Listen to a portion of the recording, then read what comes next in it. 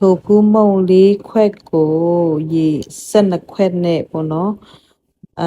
မွေပြီးတာနဲ့စစ်လိုက်တယ်ပြီးလို့ရှိရင်ဒီအရေးကိုပေါ့နော်ကျမကတညလုံးထားလိုက်မယ်ဒီလိုမျိုးအရေးကြီးကိုအပေါ်ကတုံပစ်တယ်ပေါ့နော်အဲ့ဆိုရင်အဲ့ဒီအစိမ့်နဲ့မရတော့ဘူးပေါ့နော်ဆိုတော့ဒီဟာကိုကျမကရေ3ခွက်ထည့်ပြီးတော့စားနည်းနည်းထည့်မယ်စနုမုံထည့်မယ်ပေါ့နော်အဲ့ဒါပွက်လာတာနဲ့ဒီခုနကစိန်ထားတဲ့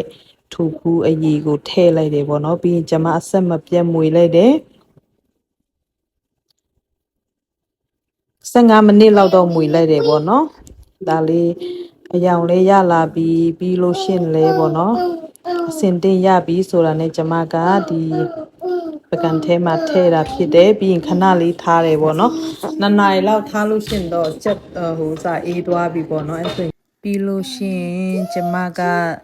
ဒီနည်းနည်းထူတော့ခွဲလိုက်တယ်ပေါ့နော်ပြီးလို့ရှရင်အရာလေးပေးလိုက်တယ်ကြော်မှာဆိုတော့လေနော်ကျွတ်ကျွတ်လေးဖြစ်အောင်လို့လေနော်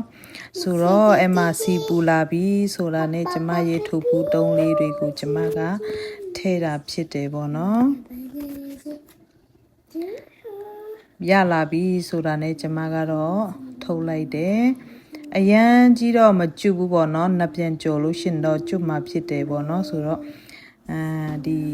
အချီလေးနဲ့တို့စား